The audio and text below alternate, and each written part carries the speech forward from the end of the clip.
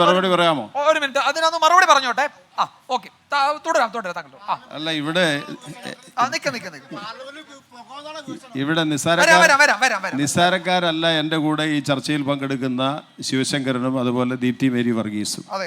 രണ്ടുപേരും ഇവിടെ ചൂണ്ടിക്കാണിച്ചത് അവരുടെ സങ്കുചിതമായ രാഷ്ട്രീയ നിലപാടുകളും ബോധവുമാണ്.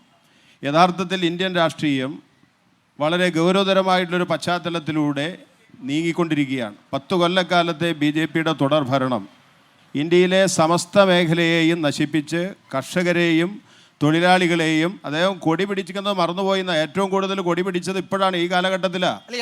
തൊഴിലാളികളും കൃഷിക്കാരും അല്ല, ഞാൻ പറയാം, തൊഴിലാളികളും കൃഷിക്കാരും ഏറ്റവും കൂടുതൽ കൊടി പിടിച്ചത് ഈ കാലഘട്ടത്തിലാണ്. ഇന്ത്യയിൽ 23 പണിമുടക്കുകൾ ആകെ നടന്നതിൻ്റെ ഏറ്റവും കൂടുതൽ പണിമുടക്ക് നടന്നത് BJP ഗവൺമെന്റ് അധികാരത്തിൽ വന്നതിന് ശേഷമാണ്. അതുകൊണ്ട് ശിവശങ്കരൻ അതെന്നെ കൊടി പിടിപ്പിക്കാൻ പഠിപ്പിക്കണം.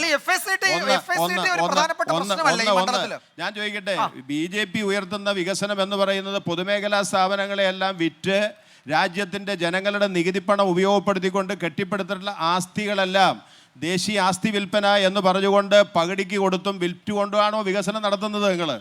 ആ വികസനത്തിൻ്റെ കാര്യമൊന്നും നമ്മുടെ നാട്ടിൽ പറയേണ്ട കാര്യമില്ല. ഏറ്റവും കൂടുതൽ തൊഴിലില്ലായ്മ ഇന്ന് ലോകത്തുള്ളൊരു രാജ്യമായി ഇന്ത്യ മാറിയിരിക്കുന്നു. BJP ഭരണത്തിൻ്റെ ക്രെഡിറ്റാണോ ഇത്?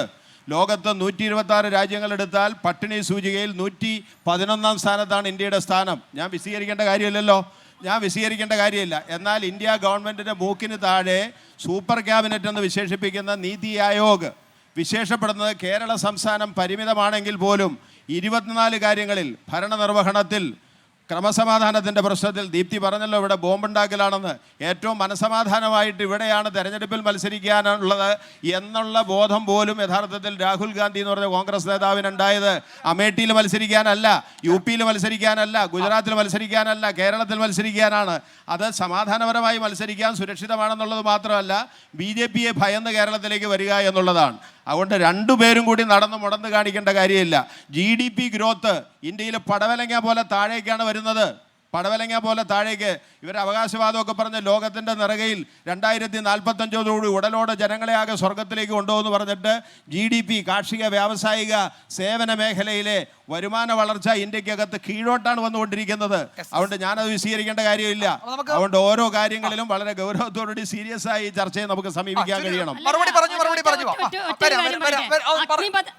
ഇവിടെ പറഞ്ഞു ഡിഫൻസിന്റെ കാര്യത്തില് നമ്മൾ മനസ്സിലാക്കേണ്ടത്, രാജ്യം സ്വാതന്ത്ര്യം ലഭിച്ചതിന് ശേഷം ലോകത്തിലെ തന്നെ 4ാമത്തെ ശക്തിയായിട്ട് ഇന്ത്യയുടെ ഡിഫൻസ് ശക്തി ഉയർന്നു.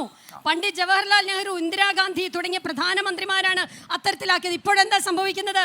ഇപ്പോൾ കച്ചവടമല്ലേ നടന്നുകൊണ്ടിരിക്കുന്നത്? ഇന്ത്യയുടെ അതിർത്തിയിൽ 26 പോസ്റ്റുകൾ ചൈന കവർന്നെടുത്തിട്ട് മിണ്ടാതിരിക്കുന്ന ഒരു പ്രധാനമന്ത്രിയാണ്.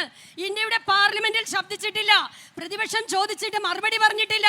ഇന്ത്യയുടെ ഡിഫൻസ് എന്ന് പറയുന്നത് കച്ചവടവൽക്കരണം നടത്തിയിരിക്കുന്നു. അഗ്നിപഥ് എന്ന് പറഞ്ഞുകൊണ്ട് RSSലേക്ക് റിക്രൂട്ട് ചെയ്യാൻ വേണ്ടി, RSSല് ചെറുപ്പക്കാരെ റിക്രൂട്ട് ചെയ്യാൻ വേണ്ടി 4 വർഷത്തേക്ക് അവർക്ക് പണിയൊടുക്കുകയാണ് ഡിഫൻസിൽ. അത് കഴിഞ്ഞിട്ട് എന്ത് ചെയ്യണം? അത് കഴിഞ്ഞിട്ട് ഈ ചെറുപ്പക്കാരെ പിരിച്ചുവിടണം. അപ്പോൾ ഈ റിക്രൂട്ട്മെന്റ് ആയി, ഏജൻസി ആയിട്ട് ഈ ഡിഫൻസിനെ മാറ്റിയ ഒരു BJPയുടെ ഗവൺമെന്റ് ആണ് ഇന്ന് രാജ്യം ഭരിക്കുന്നത് എന്നുള്ളതാണ്. അതുപോലെ തന്നെ മറ്റൊരു കാര്യം പറയാം. രാജ്യത്ത് ഇന്ന് ഇവിടെ ശ്രീ ഗോപിനാഥ് പറഞ്ഞത് വളരെ ലാഘവത്തോടെ പറഞ്ഞു. ആരാണ് BJPയെ വളർത്തിയത്?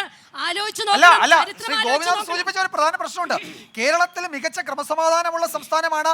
രാഹുൽ ഗാന്ധിക്ക് എന്താണ് രാഷ്ട്രീയമായും തെരഞ്ഞെടുപ്പ് പ്രചരണം പറ്റിയ സമാധാനമുള്ള സംസ്ഥാനമായി കേരളം മാറിയതുകൊണ്ടാണ് വയനാട്ടിൽ വന്ന് മത്സരിക്കേണ്ടി വന്നത് എന്നോ രാഷ്ട്രീയ വിമർശനമാണ്.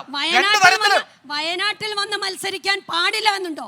എന്താ കേരളത്തിൽ രാഹുൽ ഗാന്ധിക്ക് മത്സരിച്ചൂടെ? ഇവർക്ക് എന്താ ഇത്ര ഭയം? കഴിഞ്ഞ തവണത്തെ ഒരു ഭയം, കഴിഞ്ഞ തവണത്തിൽ 19 സീറ്റ് ഇവിടെ UDF വാങ്ങിച്ചെടുത്തതിന്റെ ഒരു ഭയപ്പാട് പ്രിയപ്പെട്ട ഗോപിനാഥൻ.